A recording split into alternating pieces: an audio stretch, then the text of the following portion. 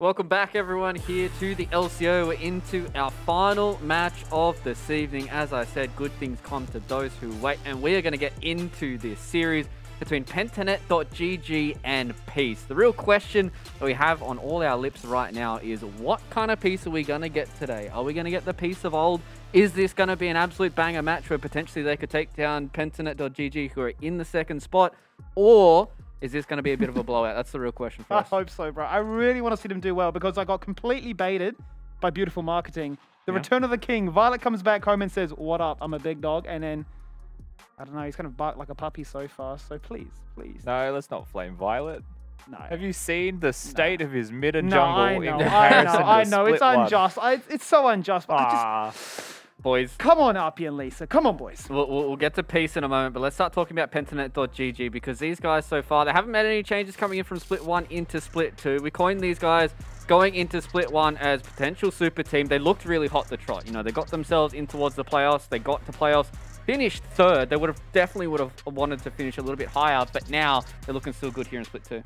We need to nickname Rogue as Rogue the Kitten because he has been doing so well on those Enchanter supports. Sorry, I I've love been extremely impressed because he's pulled out the Lilies. His Nami has been absolutely impressive, and even Praedyth gave him some words of compliment. So really huge props to Rogue adapting to the current meta for support where it's all Enchanters, and we do have them playing the Sejuani and Wukong where Winter baited us and was like, I am not falling down to my coach and I will not pick a tank, and he ultimately took the shorter end of that stick. Rogue tweeted earlier today saying, name an enchanter and I'll play it. Winterer replied saying Camille. Oh. So I'm just going to chuck that one out there that we might get a Camille support. How many more nicknames can we get? So Kitty's already got Rogue the Kitten, Rogue the Sea Witch. Yeah, true. He was a sea witch for a week, wasn't he? Yeah, he was. He was, because Yeah. he literally said Nami, Nami, Nami, Nami, Nami, Nautilus, Lulu. So what's next? I mean, Maybe you if can it's rack up a few more. If it's a Camille support in the bot lane, then The Magician? okay, we gaming. We can give him something like that. But either way, they're going up against Peace today, who are starting out today's matches with a 2-3 record. And these guys, as you said, Skimmy, coming in, baited by a little bit of marketing, right? The King coming back, Violet coming back in towards that bot lane. We're expecting big things to come out of him from his international stint. But now he's come back in, and unfortunately, the rest of the team haven't performed around him. And these guys are looking to pick up here in this match to try and get a W on the board. Yeah, look, I mean, completely unjust flame towards Violet, right? He's been playing his heart out, tried really everything he could, right? Has been that complete late game insurance policy. And that's the most interesting thing for me, right? Because ever since Peace joined the league, they've always been an early game team. They've been, if not top 1, top 2, always the team that you'd say early game belongs to them. And it's always been about Apii and LeeSA as a mid-jungle pairing, just absolutely smurfing. How many times have we seen them, you know, invade a red buff and then survive on 10%, right? It's just crazy exchanges, right? Late game comes around, Chain and Beats would then say, look, I'm getting pentakills. We're just a rookie coming in, an understudy of Violet, and it just looked ever so easy. So that's why it's so bizarre for us, right? For them to come in and now be down the bottom for early game performance on the likes of Gravitas and Mammoth. I mean, it just doesn't seem viable at all. So we know they have the potential. The ceiling is there. The floor might be lava, but it's going to get hot soon. Maybe we might start calling them the Steam Trains because they might be a little bit slow to start here in the LCO, and potentially towards the end of the split they can really start to pick things up. But Kitty, I believe we've got somebody on Pete's on the line. Yes, we do have Apii the man for tonight's interview. So Apii, how has the Sydney weather been treating you up in the Peace House? Well, everything's pretty good in the Peace House. But yeah, I was a little bit sick.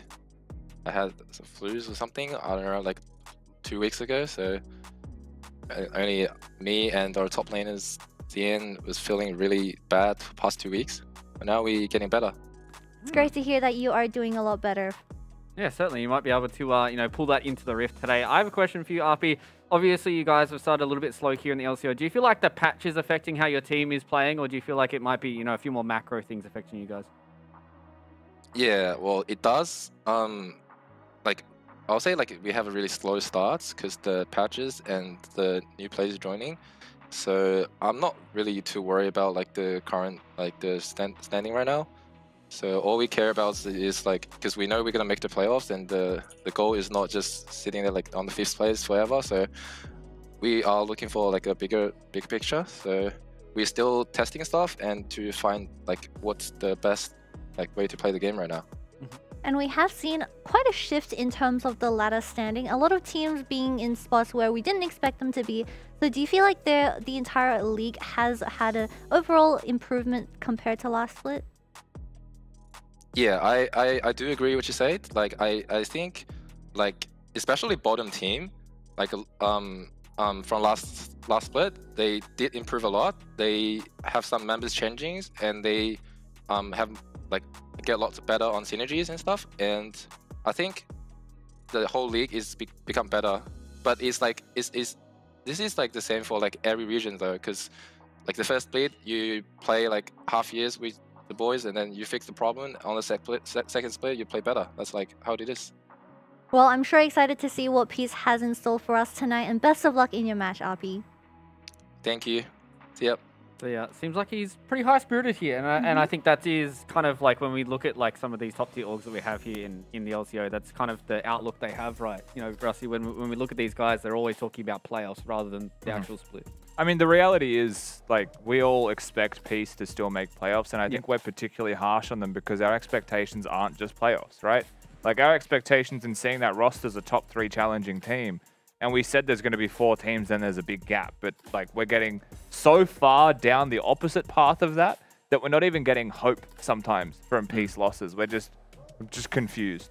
And that's that extra step beyond perhaps what we want to see in even losses. Yeah, and I think you kind of put it perfectly right. It's like expectations are really high for a team like this, so you're just hoping that they perform to what they're expected to when they come into, you know, matches like this. And that's where we really are hoping that this is going to be a banger match. I know you guys in Twitch chat are super excited about this. It's their fan vote time. You guys can use your channel points to predict who you think is going to win for this match. Is it Pentanet.gg or is it going to be Peace? That's the real question for you guys in Twitch chat to try and solve amongst yourselves. And with that, it's time for us to start talking about our own predictions here. We've been exactly the same all across the board. Kitty! It's happened. Yeah, What's up with so that? I have actually gone with Peace today instead of yesterday because I think after 2 weeks of maybe not getting the most successful games, as a result, they will pick up their game sooner or later, and I'm not going to double down because this is my pick for the rest of the split. Yep. Oh, It's a comeback prediction. That's what that is. That's just that's a blanket CLG statement. level of faith. That's crazy. I'm investing into the Violet The Stomps one right game now. you Violet change your mind Stones. is the PGG matchup. It's like Yeah, I thought maybe you might, you know, go for the coin flip or maybe the Gravitas and Mammoth game. But hey, if you want to start throwing all your stonks into this one, you can do that. So last split, I believe it was Peace. They won against all the top teams, but they lost against all the bottom teams. True. So True. I'm gonna put in my coin for today. Peace win. Hopefully, if they lose, well, it's okay. Just give me all your snacks from your Peace house, and I will forgive you. That's the easy way to appease Kitty. is with snacks. Easy, that bro. works. I think you can appease basically everybody here on this couch with snacks if you guys want to do that. Yeah. I'll start inting Max predictions. I know where the document is. I'm down I'll for some just change them snackies. every week. Why not? And if someone wants to give me snacks, so we can perfectly do that. I guess, you know, kind of the question for us now is this going to be the actual upset, or is this going to be Pentanet getting the next dub on the board? That's the real question that you guys can answer in Champ Select while I go choose some 5-gum and get myself all focused and ready. Beautiful. Let's see what they can do, because I think it is a chance, right, for Peace to try and say, we're up against a tough opposition. We're up against the modern day El Clasico, if you will, right? Once upon a time, it would have been Chiefs versus Legacy, but this does feel like the LCO modern era variant of it.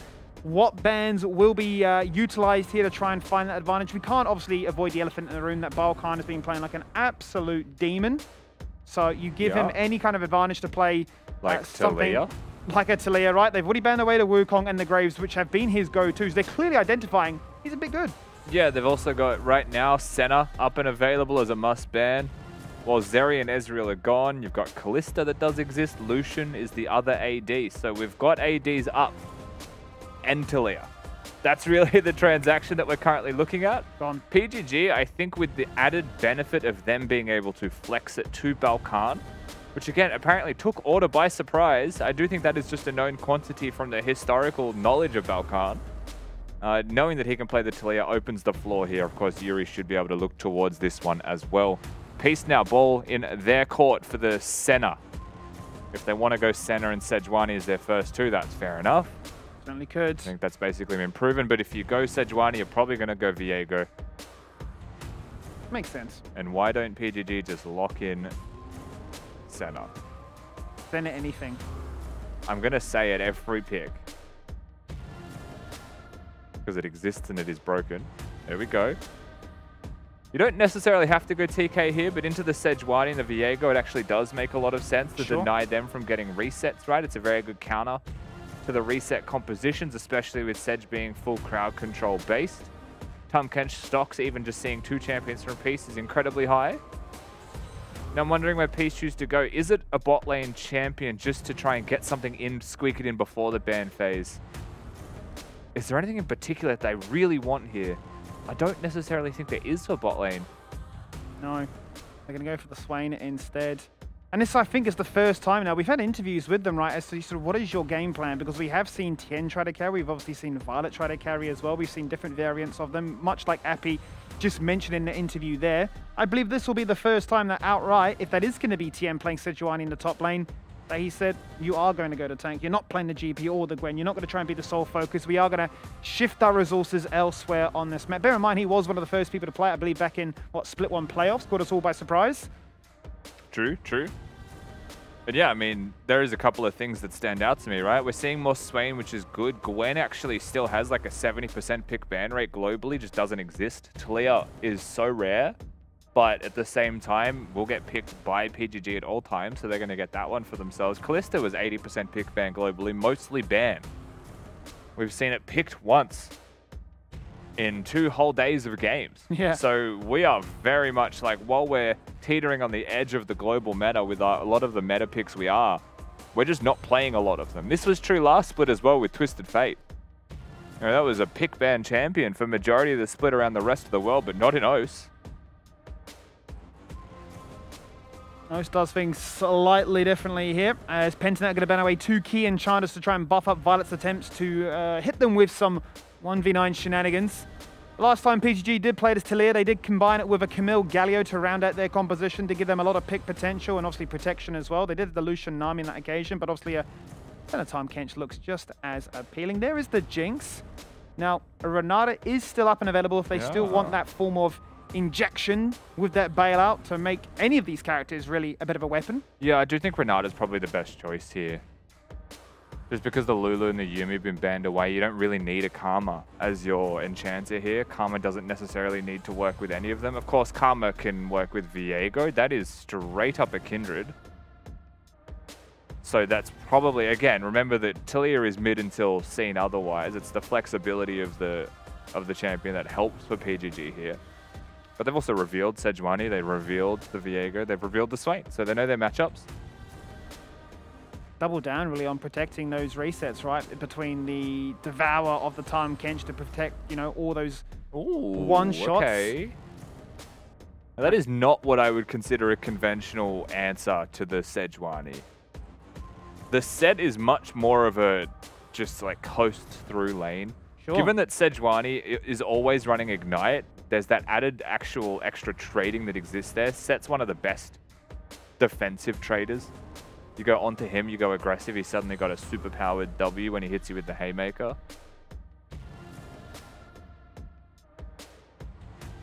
Gunkrab proc into a tank as well, I guess is a pretty prolific factor there for his trading. But nevertheless, the composition from PGG now finds itself with a Sett that can pull people out of the Kindred ultimates. Yes. Finds itself with a Kindred into a Renata, however. And if you mention Renata being locked in prior to the Kindred, you're now kind of giving yourself a big circle of ult me when it comes to team fights. Sure. Just worth keeping that one in mind because Peace have really good engage. They now have really good follow-up with that Renata hostile takeover. And Jinx can get resets pretty easily if that Kindred ultimate doesn't come out at the perfect time. Certainly not the biggest diving threats as we've seen to try and cause Jinx headaches in the past. Certainly are worries, but I do like the Sett. The more I think about it, I suppose there are some rather tanky members for him to try and hit with that suplex, right? With some rather devastating splashback onto multiple members. Obviously, you mentioned before, you could take them straight out of that Lamb's Respite. It is good now to see that Taliyah being utilized as a flex, right? As opposed to it's just a blind pick for BalKhan. It's always going to be there. A rare chance to see it once again in that mid lane. Was really the new star coming into the second split of the year. Who do you think is really taking the edge in this one, though, for this classic matchup? I mean, I think the interesting thing about this game right now is that usually when the Sejuani's picked with the Viego, you're playing towards that because they're just so good at having kill threat. Sett is one of those champions that's designed pretty nicely to handle the 1v2 gank attempts, the 1v2s under turret. But I don't think you need to play towards Praedyth and Rogue at all. The Senna Tahm Kench just kind of coasts and exists. They just try and get by, you know, farm as best they can. So it may well be that we unlock Yuri, play towards the sides, and that's what you're getting from PGG. If that is the case, there is still a lot of volatility to be seen in top lane. Really could be, and let's see how they look to try and mitigate that, as Winterer will no doubt be bearing the brunt of a lot of attention to kickstart off this game as we load up for the final game of week number 3. And as we do, we get the pleasure of being joined by Menulog. Menulog, welcome back. Hi. How are you? Fine. How about you? Very good. Glad to have you here with me.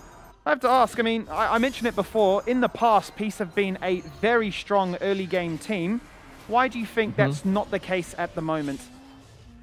Actually, maybe because the patch, like each champion's health has been higher than before. And we just focus on this game team fights. And it looks like this is another composition which is very well equipped for that. We're seeing Thien play a tank for the first time in this split. Is this another chance for you to try different ideas? Like, do you remember last split? Like, Thien always play tank top. I think it's good. Yes. But Yes, at least this split. Yeah. At least this split. He's tried to be the carry as much as Violet. Well, it's interesting to see, regardless, what you put here together. I'm a really big fan of this Jinx and Renata together. And Midlord, I'm going to wish you boys the best of luck. And hopefully, you can get that grudge match win against Pentanet. Thank you. There's a lot of faith in his boy Thien playing that top lane matchup on the tanks. Either way, the confidence is there. And it's the late game team fighting that Peace have definitely been playing towards, but it's the early game decision making where they have been struggling and suffering greatly to every team in the league. Every team in the league. Even their late game team fighting. Mammoth had their number, right? There's been a lot to work on individually here by Peace, but bit by bit, they're hopefully finding their footing, because we all have high expectations for them to continue to grow into this split and put their best foot forwards by the end, because that's all we really want here in OS, right? We want everyone to put their best foot forwards. Yeah. Not just for the best team to win, but for everyone to look their best, so the best team earns it. And I think we've heard from other players as well, right, in contention to try and go international to represent the region, that they want the region to get stronger. They want us all to evolve and put that best foot forward. The degree of emotional investment, right, behind these players of like, come on, boys, we know what you can do. So we're being harsh, but we love you. That's a big factor, right, between Pentanet.gg in particular. Their scrims with Chiefs. It exists. They're scrimming. I think that they had that realization come MSI. They're like, oh, hang on. Like, we want to get wins here. Like, we don't want to look a fool, right? Which, it hurts your pride as someone from OS just to see your team lose. Yeah. Even if it's a fair loss, it still hurts. Sure. So these teams start to scrim each other again. So far, not much to be seen. What I will say, Skimmy, is 3 minutes into this one, RNG has been incredibly kind to BalKhan. Yuri is going to make sure that this is his, and it is the first scuttle of the game, the first mark of the game. Belongs to BalKhan. RNG just smiles upon him. Only to place it elsewhere. The joys of playing a Kindred as we get to watch where those do spawn and how quickly he can get those marks ready to rock and roll and become an absolute terror. Chen's body language was a giveaway that he does know that the Kindred is here. Of course, doesn't want to take any unnecessary risks. Overstep your bounds into a Sett, he'll pull you back with the face breaker. And then you're actually just caught and have to use a summoner spell. But this is also very low mana. Sejuani right now is going to pump those biscuits to try and fix his wave, but he's in a pretty rough wave state overall. Up until he has the hover from LeeSA that should enable that reset, if not a gank attempt onto Winterer. And I'm very excited to see how the likes of Winter and Yuri link up in this game. A lot of engaging options for them. In particular for Yuri, he's had a phenomenal start to this split, right? The highest KDA in the entire league. We'll hold that fort for 2 seconds as the fight breaks out in the bot lane. Tahm Kench getting a little bit excited, steps from some chompers, hits the thick skin, there's the mitigation, and kind of laughs at any form of retaliation. That's a big wave as well, building towards Pentanet.gg. Praedyth with a little bit of sustain here also, but Rogue is the one who has to farm at half health. And Peace perhaps a little bit of apprehension as their jungler cleared a ward topside about 20 seconds ago. They know full well that if any jungler is down here, it is BalKhan. And they're a little bit afraid. Attention back in the mid lane. As LeeSA goes for a bit of a roam, just spot out the pathing of this Kindred. But I say, yeah, I'm excited to see how Yuri can play this, Taliyah, because if it is as strong as the split has been so far, that really then starts to throw a curveball come draft phase where every time that champion's there, it is going to be a flex. It isn't going to be that default in the jungle. It is going to be a case of we've got to be very, very careful with how we look to respond to it. For sure, and I mean, the Taliyah is one of the best scaling champions right now. It's level 13, is the first big power spike, having 5 points in both the Q and the E. It's the ability to one-hit people come team fights, and that new worked ground that you can place down, the new E The pebbles are so insane. And the fact that it stuns dash champion Sejuani is going to struggle, right? Viego with the W can't actually exist, but there isn't a lot of dashes across the board here from Peace. It does just mean it's mostly about the damage and the zone control. Of course, the work damage combos you have, there's an ability haste breakpoint where you can actually throw out a work ground Q while throwing out the regular 5-stack Q, which is disgusting. Absurd. Especially if you can get the first strike proc on top of that as well. I've certainly seen the face checks of squishy 80 carries just get obliterated. Seen Corkies use W over the rocks I and saw that. die. The Cadril clip, yeah. The Cadril clip, yeah, that was exceptional. Even he was surprised. So I spent like 5 minutes trying to go through the numbers and work out exactly what it was. It was gross. That's such a big wave. That really hurts the Thien, doesn't it? Oh, that is soul-wrenching. And look at where LeeSA is on the complete opposite side of the map. No protection. Can he find any of this CS as he hits the flail? Must be getting close to level 6 off this wave as well. And I think that they just kind of let the play fizzle. They spent long enough there zoning him away. They get what they can from it. And they kind of push a little bit further, right, to push him back. But look at the CS difference in top lane. Doesn't matter. You know, the Thien lost all those minions. I guess not really. He's going to still be ahead in farm, knowing that the Sett's gone back to base. So with the ability to push this next wave out, has the teleport advantage. I mean, overall, Thien in a pretty comfortable spot.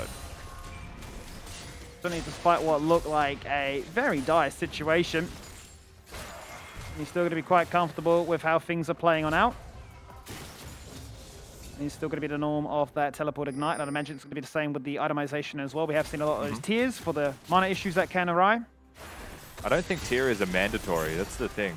You know, like, I think we have seen it built every single game, and obviously Fimbulwinter's really nice with Sejuani, but there are certainly times where you don't go for that build. However, I think into the Sett matchup, definitely valuable. Sure.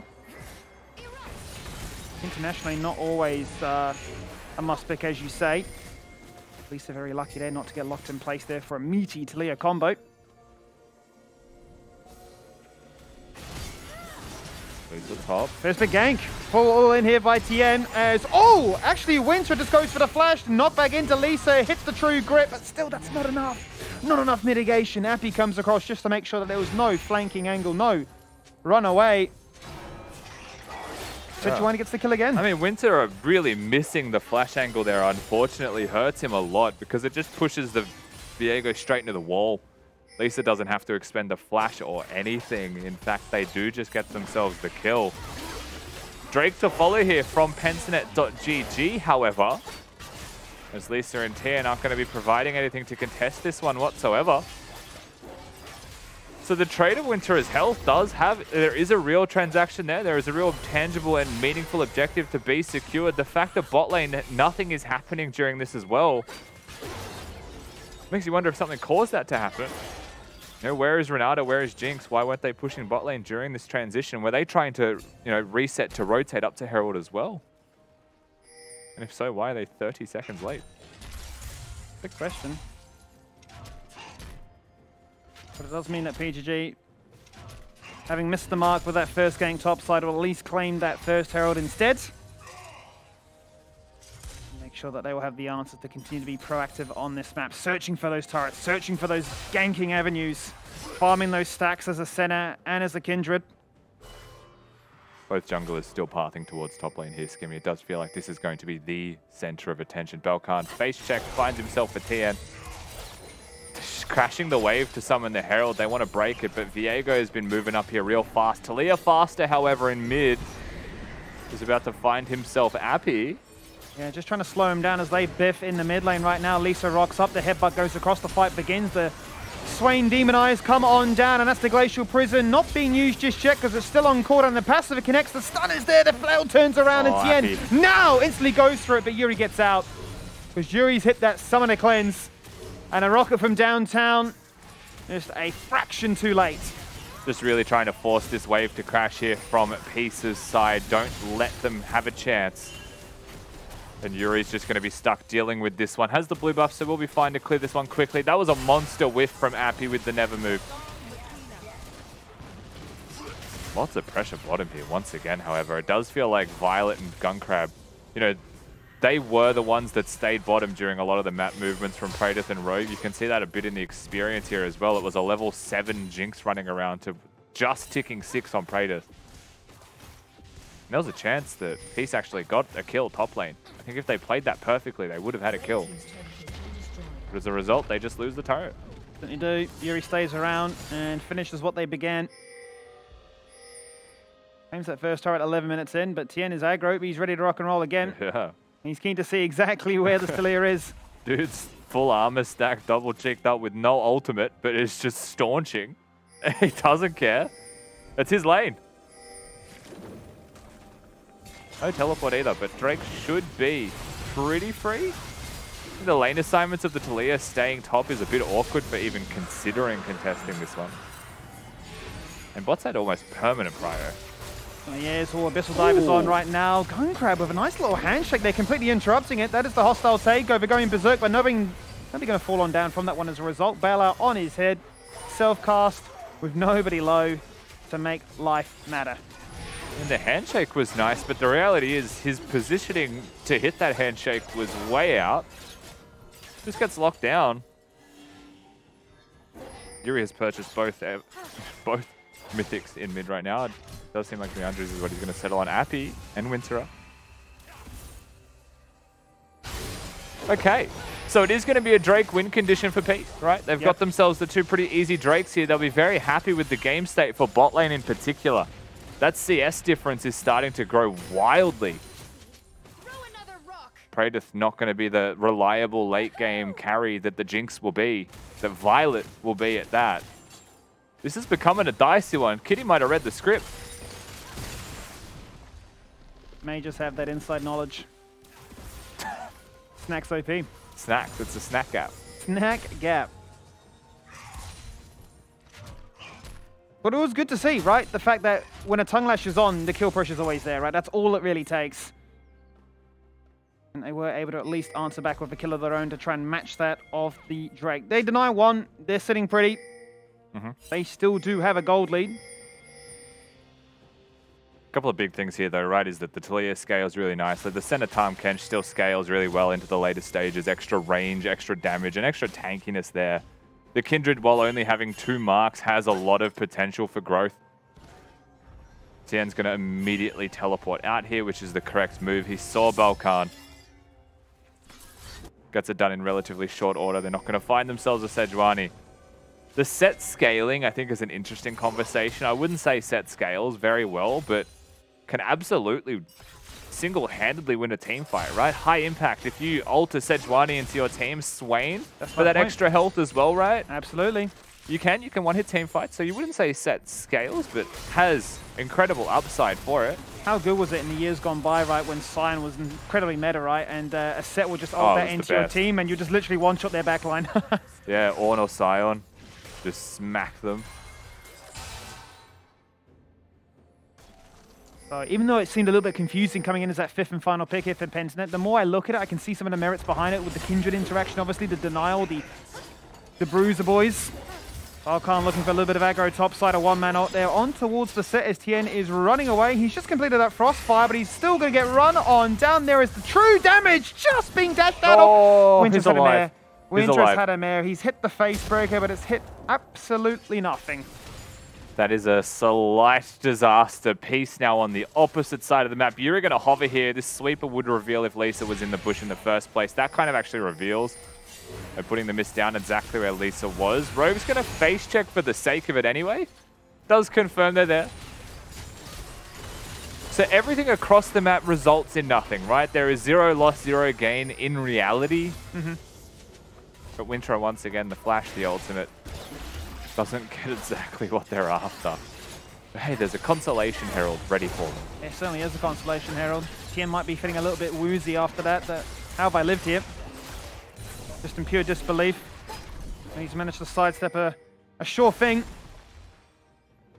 Second Herald being picked up here by Pentanet. And that certainly could do wonders if they can find another kill to break open the base. Yeah, you'd like to break the bot lane outer turret, I think, to give more space for your team. But at the same time, you really want to break the mid lane outer turret. Because I think breaking mid outer enables Taliyah's wall angles to be so much more prolific. Go deeper with your threat, right? Deeper with the angles that you place that one and really lock them in their own jungle. No safety nets in mid. But it's a really healthy turret right now, and Jinx and Renata have posted themselves up there already. This game, I do think, is teetering on a nice edge towards one team just outright winning. PGG still, 2,000 odd gold ahead, but absolutely a fighting chance for one of the first times is peace. Not in a way that they've just got a late game Violet and a Dream, but across the board, they're doing fine. They certainly are. The question becomes now, will Pentanet put up a contest for this Drake, or will they literally force the own agenda by summoning this hero bot side and saying, well, you have to come at us. Otherwise, we will have that map pressure that you mentioned with that Weaver's Wall. Now, Peace already primed and ready to go inside that river. Come on down to the bot lane with the Super Mega Death Rocket there. The Weaver's Wall now splitting them apart. Cut there short does Yuri. It forces out LeeSA to flash away because he could have been in a bit of trouble. Handshake joining two members together, and they've had to concede river control. This is a bold Drake. Thien could just chuck out the Sejuani ultimate if they really wanted to make the fight happen, but it doesn't feel like they're going to commit themselves to it. The ult's actually gone. They're just going to concede the objective, so the early dragon doesn't exist. It is going to be another 5 minutes until that's even a point of consideration. This game's certainly poised to go the distance, to go the long mile here. BalKhan fiercely pinging enemy Raptors. Would love to try and steal those one away. Another mark available for him. But they wouldn't mind getting another turret instead as well.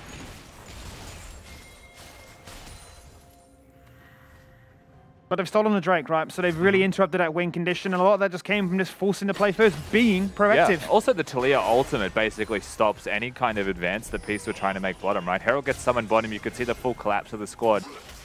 Yuri just puts up the wall. And while the wall was a little bit awkward in that it stopped them from catching the flank members, to put it down actually does take a little bit of time to reactivate it. It stopped the fight from being negative in the first place. Taliyah wall in general is just so insanely potent if used correctly for team fights. The gold is really shrunk. Consider that the Drake disappeared, but it was a couple of waves that were secured in transaction for that. The overall gold's gone from about 3k to 2, a little bit less. Bounties are teetering on the edge of being on or off for just Yuri, who is 50 CS ahead still. Apii is really the only person struggling in this game. Yeah, Yuri really is, once again, playing out of his mind this split. 2,000 gold up on his lane opponent right now, living his best life on this Taliyah. To be fair, has been given Taliyah. Swain nerfed. Swain's items nerfed on this patch as well. Some percentage damage off them. The hard life. 64 stacks there for Praedyth Senna as well. Last time we checked in also with the Kindred. It was 2, right? It was 2, wasn't it? Yeah, still 2. sitting at 2, so 2 more to go to really begin the march to madness. BalKhan in trouble here, it feels like. Oh, BalKhan is going to be completely collapsed upon. There is the Devour. Couple that with the hostile takeover. And no need to panic and smash that Lamb's Respite. Sejuani didn't ult, though. Seems a little bit confusing, but there is the suplex. That's locks them all together. 2-member facebreaker. What a knockback onto Gunkrab. Where are you going? Straight to the graveyard for you as Yuri finds his first kill of the game by removing Sejuani. The minefield goes down. They're just absolutely zoned away from the mid-tier 1.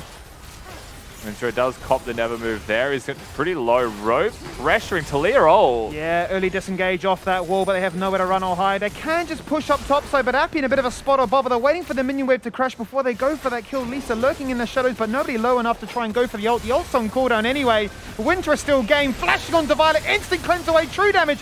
Not enough. And the Gore Drinker just out of range. But Apii's now just snuck himself a double kill underneath the turret. To coming Road's in trouble. There's a reset for LeeSA, claiming a soul to get that ultimate charge. And a PGG bitten off far more than they can chew. It certainly feels that way. I mean, if that stun connected onto Yuri before he managed to blast cone out, that could have been another one. That was a little bit too far.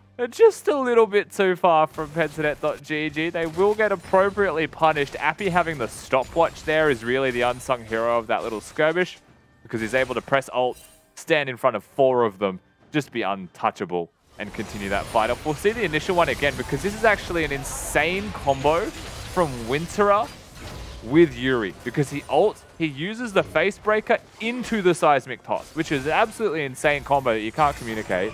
But you'll see it here, pulls him back, just bang, dead. No shot that Gunkrab gets to exist in this game.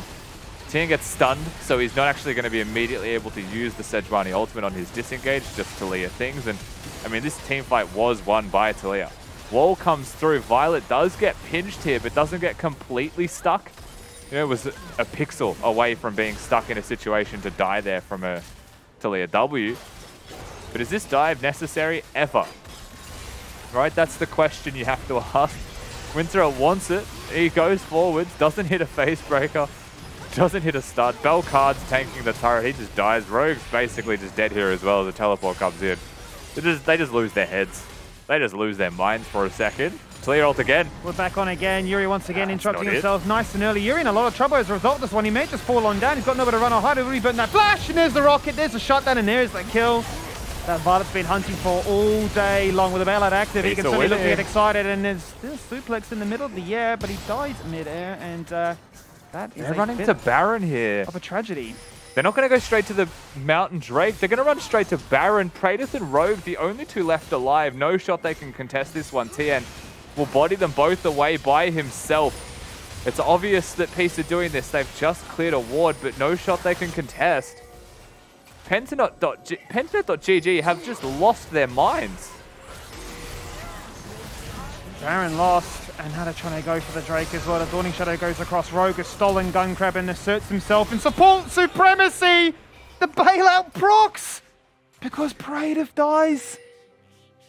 What a rare reprieve, and now Peace have just had a huge swing of gold.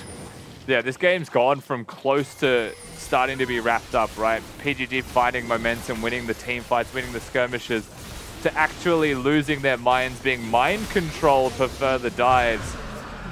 They'll lose two team fights back to back. They'll lose a Baron. They'll then lose a skirmish at the same time as the Baron goes down. No members lost from Peace. This game goes from tough to almost just won in the blink of an eye. And just based on what is such a devastatingly large lead in the bot lane there for Violet, we're checking with the total gold now, and I'd imagine he'd be prime there at the top. Yeah, only to be contested still by Yuri on this Taliyah. He was that juicy target with that Weaver's Wall. They thought they had the pinch, they thought they had the collapse, but ultimately 3 members walk in, they fall on down like dominoes. There's only one thing that collapsed in this game, Skimmy, and that was the decision-making of our blue team.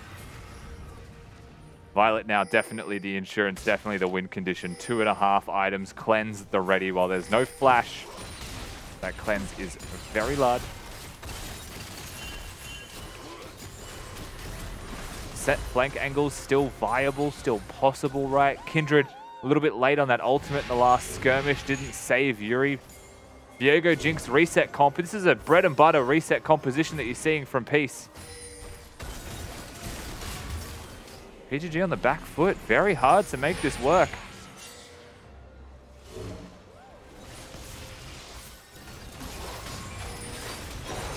I think all you'd change is put Lysandra in the mid lane, and it is literally reset city for Peace right now, but they won't mind. Any pick is an absolute gem for them to take. Salty come out?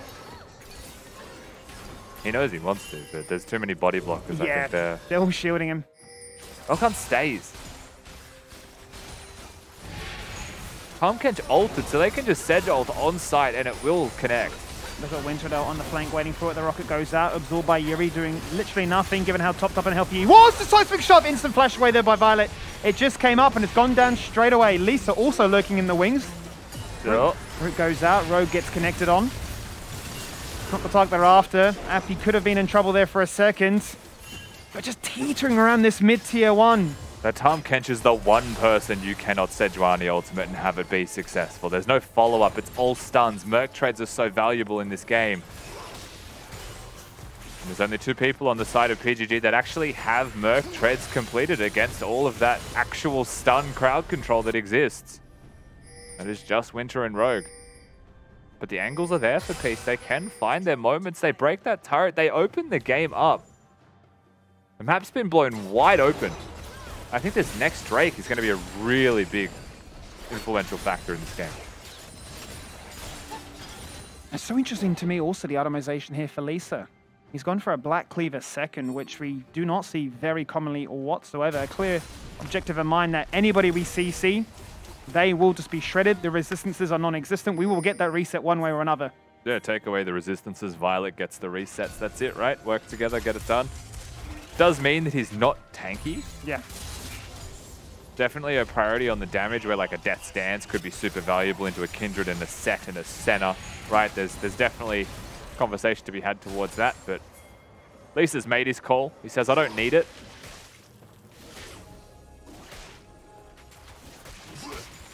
My job is to shred, and that is what we do. Minute 30, and Soul Point is up for grabs. Mountain Drake, Mountain Soul certainly wouldn't go amiss with the amount of tanky members they have already. But certainly could make life for Winter even more appealing. Okay, so coming into this Drake, the full Seraph's Embrace from Yuri. They have prioritized spikes as fast as possible, as much AP as possible. Oh. LeeSA flashes on, looking to try and catch Praedyth on the mid wave. An iconic call, but he won't die today. That was a flash from LeeSA, though. Very bold. Heal used by Praedyth, yes, but Praedyth will have flash close to the spawning of that Drake. LeeSA will not. I think a lot of this comes down to the setup, right? If a Taliyah composition gets the jump on you, they have vision control, really difficult to walk in. Thien maybe can. I think Thien might just be tanky enough that he doesn't care. Could face check anything right now. But Peace, that's a late reset from Violet. He's not going to get here with relatively short order at all if he commits to this reset. Is that a full Infinity Edge? Because that would be worth it. It is. It is, yep. Back to base he goes to complete that one. And a control wall to run on down to this lane. Thien have been pushing bot lane furiously. Top lane has been pushing organically. Feels like this could be the fight, Skimmy. Definitely feels like we're ramping up to this one moment right now with the soul on the line. PGG, if they want to stay in this game, need to actually continue to put their best foot forwards. 2 lost team fights back to back. They lost their cool, but can they re-find that composure?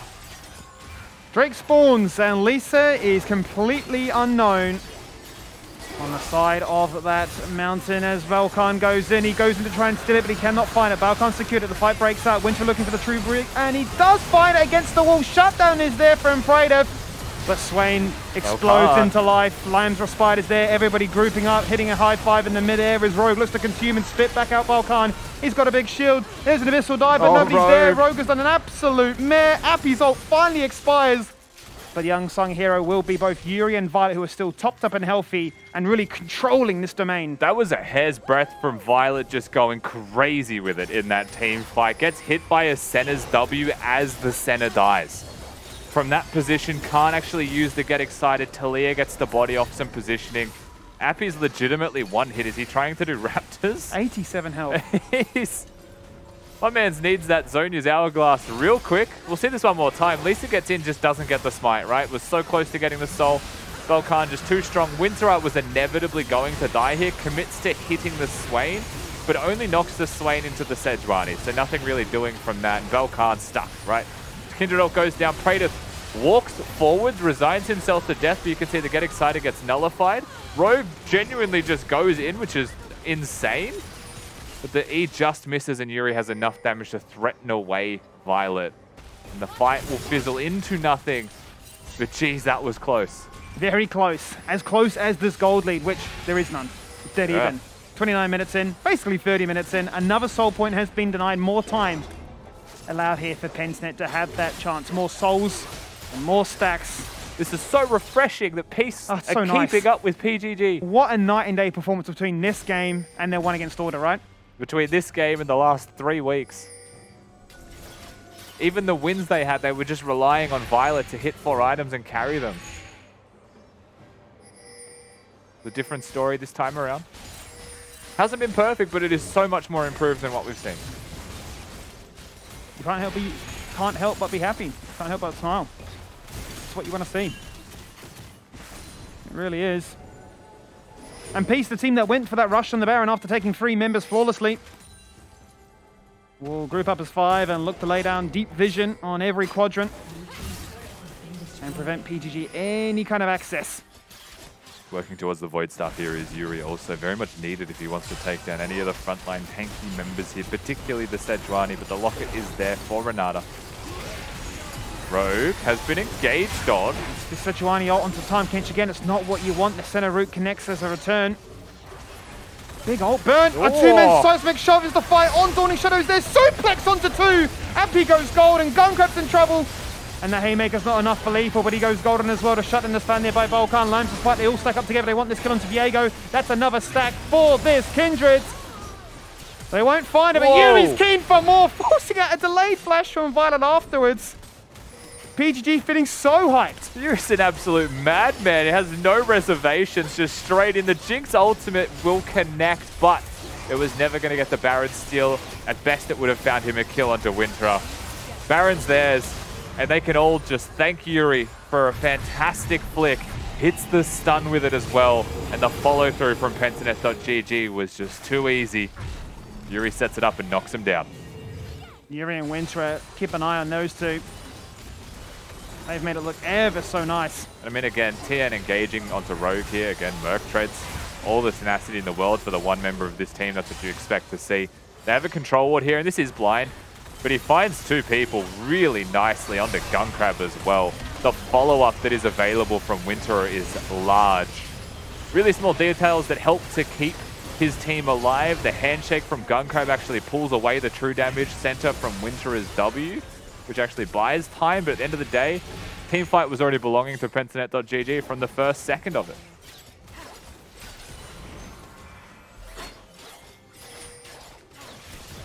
And just like that, a gold lead once again develops. Another turret falls on down, 6 stacks now for BalKhan, well and truly a bit of a late game terror. The ult once again comes on through, huge consume on towards Yuri. As the Super Mega Death Rocket is exuded but does not find anything. Winter in a 1v5 situation with the Gore Drinker with that Haymaker survives every bit of damage. Rogue with the thick skin with the mitigation, Yuri's baiting in Thien. Yuri drags back a second. Rogue claims that kill though. And Pentanet, their bruisers are just too tanky. Peace tries so hard to force that fight, but Tahm Kench, we said it in draft, it just nullifies it, diffuses so incredibly well. And if Yuri's the MVP, he will be protected. And then they just have so much range. That is an inhibitor to drop for sure. Looking towards the Drake, looking towards the inner turret in mid lane. And this gold lead that was dead even prior to the fight mid is just completely out of control. 3 minutes later, and it has built to devastating effects. Up now by 8,000 gold. Another Drake picked up. 3 back-to-back Mountain Drakes for them to talk about. And just checking with that total gold achieved really from the Baron play. It's been huge. Yeah, so 5,000 gold Baron power play. Monster stuff here by Pentanet.gg. Yuri, BalKhan joins him at the top of the list, has been farming like an absolute freak in the jungle role. I mean, look at his CS right now. 280. It's almost keeping up with the ADs right now with Violet and with Yuri, who've been farming their minds out. Rogue stopped CSing. That is the, like we can't, I hate stats with Senna compositions. It is a nightmare. They pick an ADC to complement this. It's a support Senna who has 3 full items. Just finds a way, finds the money. 134 stacks as well. Yeah, very strong. That is absurd. Very, very strong Senna now. Incredible range between the Kindred and the Senna to try and prevent anything from the likes of Peace. It does mean that while the TK stopped farming, there's just been minions on the map for a certain BalKhan to take. You know he's going to take them. Greedy Guts is going to take anything he can get because he knows he can carry with it. Ooh, that controller doesn't spot it.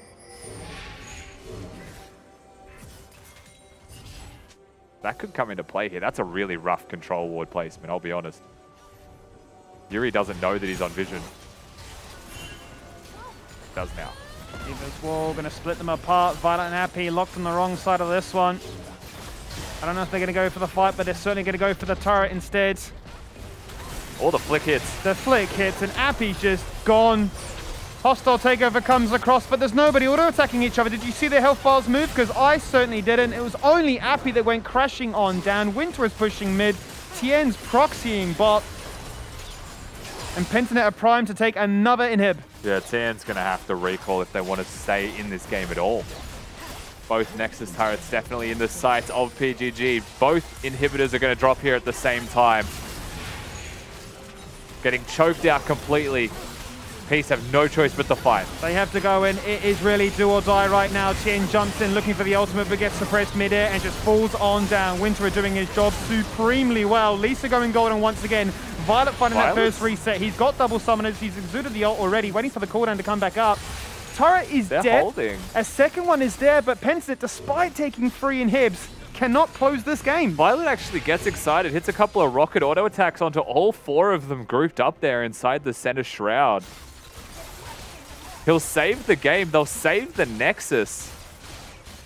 Really pinched now, though, with no map to work with. But the game will continue. I do think, realistically, you can just continue to threaten here if you're Pensinet.gg, right? Play with your super minions. Use the Taliyah wall, try and threaten them off. But that's the risky option.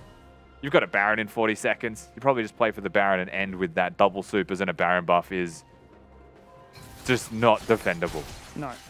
It's a little bit too much to ask for. That piece can clear this one out reliably and then look to also put up a contest for that Baron as well. They're going to have to try. But Pensinet with all the freedom in the world to run this map. Like yesterday when we looked at Order and said it was Puma and a prayer. It's now Violet and a dream. Just rolls off the tongue quite nicely. It's these AD carries that are trying their hardest to play the game, but mid-jungle, you know, a lot of these games, and now Sejuani's coming to the mix. Top laners have been nightmares for an AD to deal with. You have to play perfect League of Legends, no mistakes, and even then, the enemy AD is doing just as much as you in a winning column. Baron gone. Peace resigned to their base. The reality is, Skimmy, if you want to fight, they might be saved by the fact that the bot inhibitor is going to spawn, so it's not double supers for more than 2 waves. I think that's the only thing that is saving them. 20 seconds for that condition to be met, though. The minions stop spawning, however, prior to that. Eva's wall goes out once again. Gunkrab's gone. Thien's on the flank, completely separated from the rest of the team. He was looking for the ultimate from the behind enemy lines. Apii goes golden once again. Demonic Ascension is there. Rogue consuming BalKhan, who steps out of sight of that Lamb's Respite. He's in a bit of trouble right now, but Thien is weathering that storm. Winter's going to finally fall on down. Peace are holding, but just barely. Supers, Baron inspired, crashing towards this Nexus turret. Pensinet running for the hills. Peace defending. They lose the turrets. There is nothing defending the Nexus anymore. Pensinet.gg just, if there's an open Nexus, they'll find a way to lose. This game's dicey. There's a Drake to be looked at. It's a soul. BalKhan with no health. Has flash, can get into the pit, can potentially smite, steal, and secure a soul. That'd be so risky though, and I don't think it's worth expending your flash for this one. So they lose the soul. Twice now, Skimmy. The base has been held. Felt like it was unthinkable that they could do it 2 times over, but they've held. And those respawns in mid and top will be coming up in a minute 30. That just happens to coincide when the Baron buff expires. Now they've got a soul point. Let's watch it back one more time, because essentially it's Thien so far away. He's actually TPing behind them. Yeah, he's gone for a really wide flank. I mean, Gunkrab just joins the enemy team for a second there. LeeSA's going to flash away from Winter going in, and Violet has Guardian Angel, so that's actually a really huge factor here. And Apii just cannot be stopped, right? The fact that there's a GA just to keep Violet alive means that Api's going to gift him resets on a silver platter. This Swain is legitimately 1v9ing the team fight. Is still full health, has been standing in front of him this entire time. Look at the life leech he has with all the burning. And that zone uses there, much like you say. Not much you can do about it. I'm seeing no heal cut, by the way, other than the bramble from the Tahm Kench. Oh, it's on. Winter's in trouble. Rocket gets consumed. As Rogue goes in to save his top laner. A 2-man route there from Senna. Inhibitors respawning in 30 seconds, and Pensinet are just really trying to corner them, keep Peace locked inside their base. A lot of summoner spells are missing here though, right? No flash on the Jinx, no flash on the Viego. At the same time, Yuri, no flash of his own. Another Weaver's Wall going out once again. BalKhan in trouble, forced to dash away, needs a bit of life steal right now. Oh! He just died! He's just been killed by Praedyth. Praedyth forced to try and run away, but gets connected upon by the passive of the They've got Sejuani. two. They found their second kill. And actually Winter doing is dead it. midair. I do not believe what is happening right here. Late game Renata proving to be MVP. The hostile takeover, it just hits the two carries. They kill each other. And it's an easy follow-up for Peace. They've now got 30 seconds on the clock to push forwards. That's enough time to end a game. Thien goes top, but I think he's been told to walk mid instead. Can they do it? What can Yuri do? Yuri can clear minions. That's the thing. No Baron buff. If he flicks away the cannon, that's kind of it for the play. And he has a Banshee, so they can't just immediately engage on him. Heroic effort from Yuri is required. Apii flash ulting in, looking for that one shot right now. Rogue with a very early consume, soaks up the knockback. The Nevermore, the claw, it's not good enough for them. Yuri still the focus. Apii still running them down. Thien comes across, respawns on towards the center. Dawning Shadows, not enough healing. It's just not enough mitigation. The Lambs Spike comes out early. Look at them go though! Gunkrab now just gets absolutely popped. And what is with week 3 and us going from one base to the other to try and close out a game? We're actually just playing ping pong. It's just back and forth constantly. No team knows how to end. Teleports are going back to their own base to clear minions before inhibitors fall. Peace, they took a crack at it. You respect it, right? They had a shot, they took it. They ran out of time. Yuri was alive to clear minions. Yeah. Now you've got to deal with no support for another 20 seconds. And Gunkrab, while he's had a couple of shockers in terms of positioning, he also solo won the game with a single ultimate. And that's Renata in a nutshell. What's next?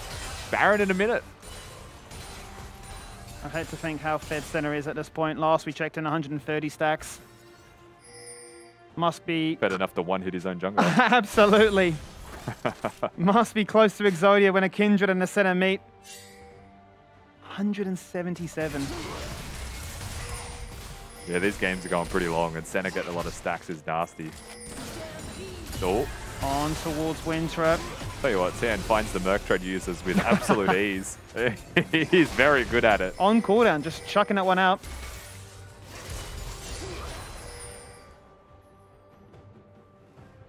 We are getting close to breaking the record for the longest game again. We'd also be getting close to the highest CS values. Violet, I think, is on it. I think 478 was the number to beat there from Poom. Oh, seismic shove close onto the end. Just manages to skirt away. So much drama with a Baron spawning in 15 seconds. Yeah, both teams poised around mid lane before the objective. However, looking for those opportunities. It is a Sejuani ultimate, right? It is a Taliyah flick. Violet. Yuri.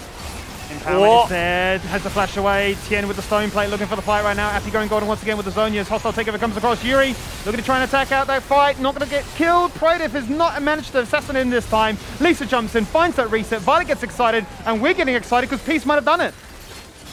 LeeSA is trying his best, but they just can't take out Yuri.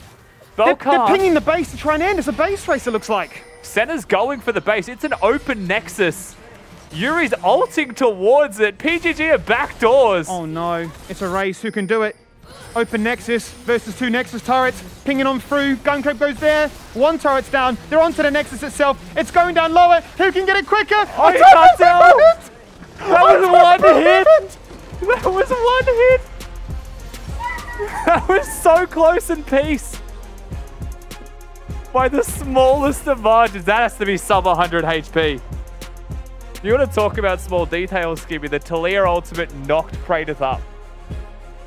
That may have just been the difference. That's literally almost the difference. Look how disheveled Violet is. He's had to work for it. Yeah. He really has had to work for it. And the demons of PGG up against Chiefs in playoffs have struck again. That we need a number confirmation. That was too close to count. I'm seeing a base explode on the top right of my screen, but ultimately... I'm seeing a one-hit Nexus in the top right. The camera pans down bot left. 407. That's 2 autos, roughly, with the Taliyah with that much AP. There's no way. That's not the way Peace are meant to get that win. What was that? Holy crap! What? Sorry, I was literally jumping on the side because we thought the game was over, and then they saved the base, and then PGG saved the base, and then they... Banger. That is... we called it El Clasico. That was a banger. That was an absolute banger of a match. And I mean, I think this is the time where we're looking at Peace to turn around their fortunes. And I mean, what a way to do it against Pentanet Kitty. Yeah, I'm looking at both team comps. I actually really enjoyed what Peace had to offer for us. They had the easier to execute team comp. Although Thien, like Rusty said, found the Merc Tread users without fail with that ultimate, it was still a hard CC and reliable engage. Compared to PGG, where they only had the Sett flash and they really relied on that. But I'm a huge enjoyer of the Jinx. I think Jinx is probably one of the best hyper carries, extremely popular for the late game, because all it takes is one kill to turn a fight around, which is exactly what happened at that tier 2 tower in the very early game, if you guys can even remember, when PGG overcommitted for that fight with the Sett. And I think the Senna Tahm Kench versus the Jinx got to scale a lot quicker than the Senna because she was the one getting the CS in that early game where they were trading it for the Tahm Kench. And this game was just a lot more refinement coming out of the boys, but it was also one of the most intense games I've ever seen in my life. I also, like, Viego and Jinx are so good at punishing imperfection, right? Like, if you're expecting your opponents to be really aggressive, make mistakes, not play perfect league, they could punish you, but if they make a mistake, you capitalize. I think that's literally what Peace's composition was built around. Like, they just expect PGG to make mistakes. You saw a lot of them, and they punish so well. The last team fight in the game, BalKhan dies with flash and ultimate on Kindred. Doesn't use them. That mistake gets the resets, game ends. I also, I want to compliment Yuri because I've never seen a Taliyah mid in this split so far. Have we? I don't think we have, right? We had a Dajong play mid that one time they had full Exodia. Yeah, so I think Yuri was actually doing so well Let's go! on that Taliyah because she was constantly shutting down the Jinx from angles of DPS where she could hardly walk up and get those angles. Yeah, man. How did Viego do less damage than Renata, dude? Yeah. Renata does damage with her ult. So a lot of Renata's damage was Senna and Kindred hitting each other. Is Viego just the dog water champion now? Ah, man, he's good, but like he's not doing damage. That's really it. Like, I mean, who needs to do damage when you have a Jinx who does 60k New in record? a game like that? yeah, what was the NCS for the Jinx? He had Would have been what, 500? 480 when you guys talked about the record. So he'd have to be 500 plus, right? Bless the Church of Violet.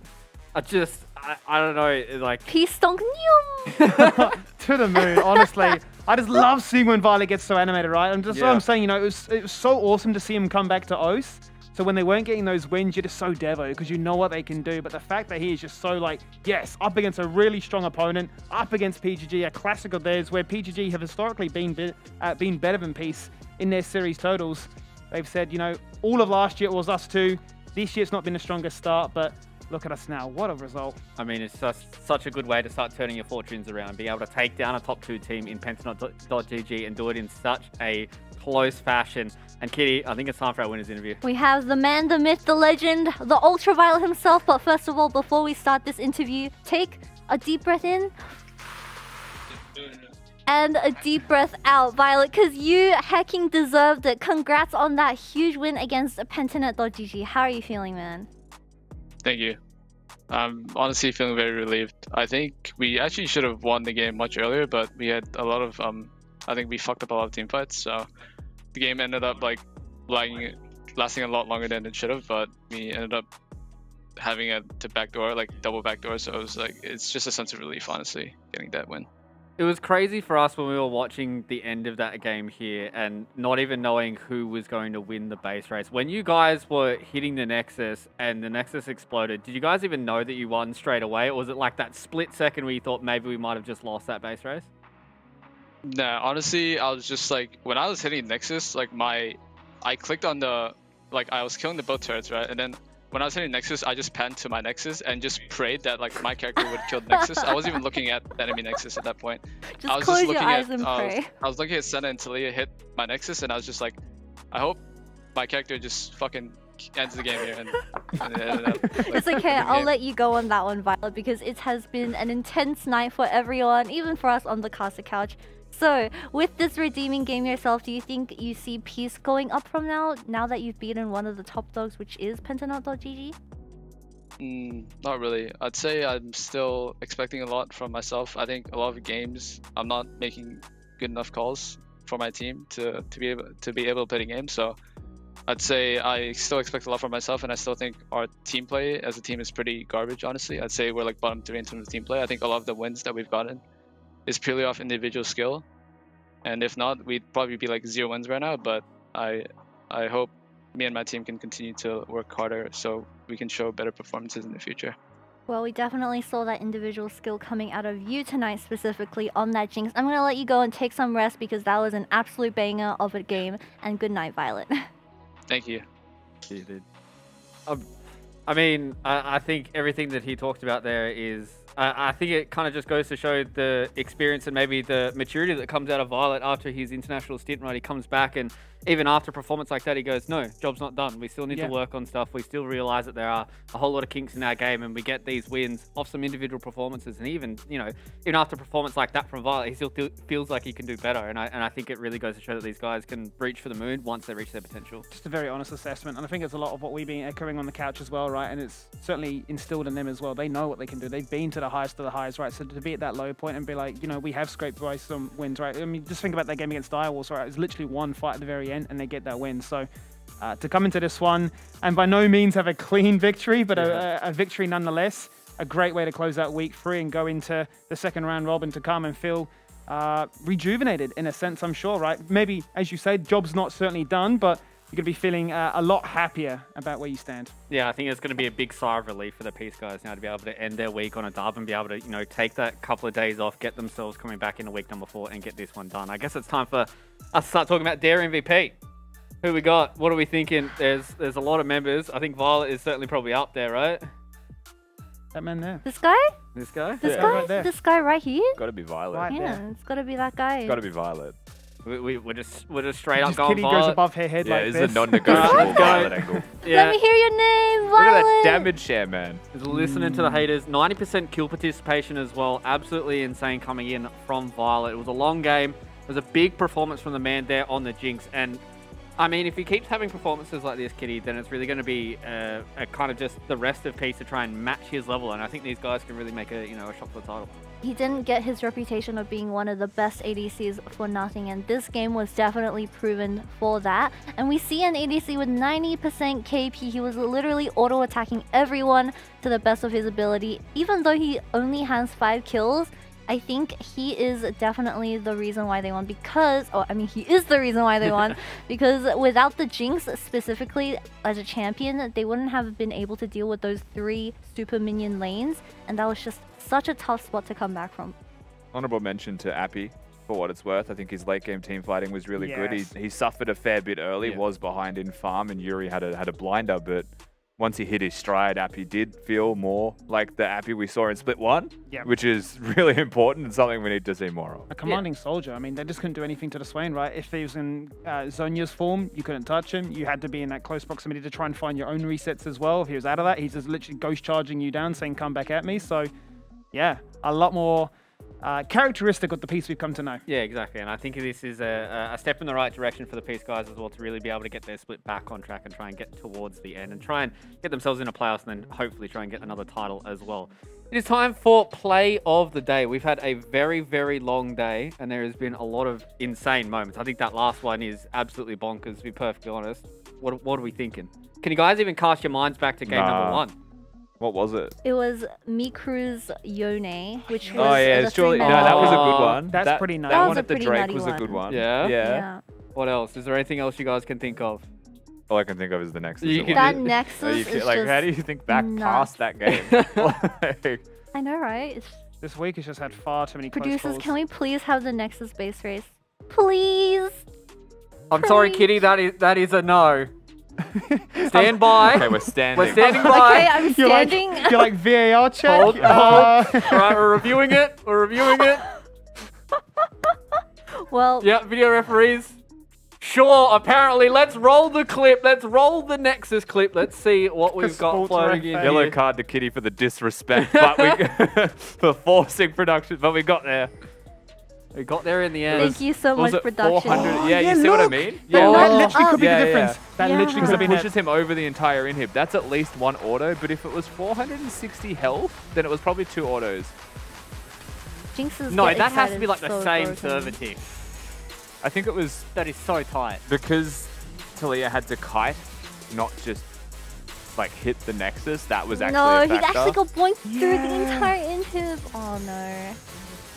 I mean, That's we've seen this a few times from Pentanet. But just look at it. so close. I guess but- we need a replay, right, to see, because Gunkrab is dead. Did Was he it get a Gunkrab handshake? Did he knock them into a wall with a handshake to stun them? No, Like, I don't think so. I don't think they were think- just kiting away from him, which was like, instead of just like Instead of attacking standing and perfectly, there auto-attacking. might have been a slight delay. But that was, I mean, that's how close that was, Yeah, right? Like, that's nuts. it's crazy I that it mean, comes down yeah. to like very small things, right? Props to PGG for even seeing the angles. Like, our base is gonna get wrecked right now, so we need to go for the opposing play, which is the open nexus. So, really great play. Even taking the Absolutely risk. nutty. It's just crazy when you see these players make these kind of decisions, and it comes down to literally, you know, as you guys said, like maybe it might have just been a Taliyah bump, maybe it could have just been the fact that he was kiting and he missed out on half a second worth of auto attacks. Like it's kind of crazy that it comes down to those small little minute details. But let's have a look at our standings to see how they are at the end of today. It's been a long old day for us here in the studio, and it looks like the Chiefs are sitting all the way at the top. No real movement, to be perfectly honest. Mammoth and Kang are the only ones that have kind of switched themselves around, getting themselves a 2-4 scoreline. But looking at this, a little bit more separation, but still a whole lot of tires going through here, Skimmy. I think it's a very fair representation of what we've seen, right? That Peace and Order have been shaky at best, but they can look incredibly strong given the right moment, given the right draft, given the right day. Mammoth and Kanga certainly on their A game. When they're feeling good, they are certainly causing an upset. Gravitas just still waiting to try and see what can really go right for them, because they've challenged, but yeah, early game is still being a bit of a woeful situation for them. And yeah, I mean, obviously looking more towards the top side of the ladder. Direwolves, big challenge going into week 4, right? You've certainly given Chiefs a run for their money, but how long can you retain a top 2, top 3 spot?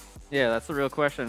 Speaking of week 4, let's go and have a look to see which matches we've got to start out the week. You know, Makimu's going to be back in the in the host seat, so he's going to be able to take you guys through all the action there as well. So we've got some bangers lined up here. I think that Direwolves versus Pentanets or GG match is going to be a big one for me. The final one out there, Kitty, might be a little bit more of a blowout, but I think, you know, that second match is really going to be what everyone's going to gravitate towards. Yeah, we've seen the game from Pentanet.gg tonight, and they're definitely beatable, especially coming out of Peace. And we've seen that Dials did go neck and neck against Chiefs in that early game, so this is also a real test for Dials to see if they are just to fix their mistakes that they have been running into. But I think in the other games, it's also nice to see Mammoth and Kanga versing one of the higher up teams, because they can learn a lot from these games. I'm assuming these scrims, you don't get a chance to play against these teams quite often, so you can learn a lot from these, and especially in that Kanga and Chiefs matchup, because we do have new players coming onto that roster, and we don't know if it will turn out better for them this time. Yeah, and it's also the end of the round robin, the first round robin, right? So this is where you're going to be able to really understand where their teams are sitting. You know, we've seen them play up against every single team in the league, and that really is able to kind of figure out who needs to make the improvements and who is kind of sitting at the top. Sure, I'm actually really excited for the Gravitas Peace game, because apparently Peace are free. Yeah. So historically speaking, Sypnavi, the coach, if you he believe that literally was quote by quote, yeah, like Peace historically are free. split 1, Gravitas 2-1 head to head, so True. maybe. I mean, that's going to be a spicy one then if it feels like Peace is free there for Gravitas. And I mean, that is all what week number 4 is going to be all about, ladies and gentlemen. The end of the first round robin will be upon us in day number 1. But we're going to say goodbye here for week 3, day number 2. It's been a long old day for us here in the studio, so we're going to get some rest. We're going to get ourselves relaxed for week number 4. As always, stay safe. See you guys for the next one. Up and continue to kite. Gets over the package. Look how big this package could be right now. He's just holding his nerve, holding his patience, looking for Liv. Liv trying to jump in. 1v5. He's flashed away. Good, he chops him. He's dead. LeeSA now just going to fall on down to the slam and the stomp of an R. Same could be said for Foreigner. They've just absolutely capitulated. There's the white flag. It's a perfect. They've decided we're winning right now. Ali G primed and ready with the ultimate, ready to go. Looking to try and find that dash engage. Looking to try and knock them all up top. He's dead. They're on to Corky. Dajong surely. Surely Dajong dies. The GA now finding a little bit of value. Floppy assassinated as he goes to the afterlife. Teleporting bottom. Unbelievable. With the ult ramped up, he has no target to hit. The zap will do nothing. The turret is gone. And a big force there, but Chiefs is too strong to respond. Yeah, free Baron becomes a free pick in a transaction. Mid lane engage on again. Aladoric flash, Magnet Storm locking the play. Two people raised, jumps in melee as a Tristana does not seem to mind jumping into two Nexus turrets. Tried to be cute with a almost flash insect, but he's going to turn into the turret because of it. Trying to end, it's a base race it looks like. Senna's going for the base. It's an open Nexus. Yuri's ulting towards it. PGG are backdoors. Oh no, it's a race. Who can do it? Open Nexus versus two Nexus turrets. Pinging on through. Gunkrab goes there. One turret's down. They're onto the Nexus itself. It's going down lower. Who can get it quicker? Oh, he got down. That was one hit. That was one hit. That was so close in peace. Hey, look. Menu pog. Well, my time starts now. Am I male? No. No. Am I female? Yeah. Yes. Okay. Am I played in mid lane? No. Am I played as ADC? No. No. Am I played as support? Yes. Yes. Ooh. Okay. Am I an enchanter? No. No. Ooh, these are good questions. Good, really good questions. Am I an initiator? Yeah. Yes. Am I Leona? Yeah. He's so Stop the good. clock. He's cracked the case. I didn't cheat.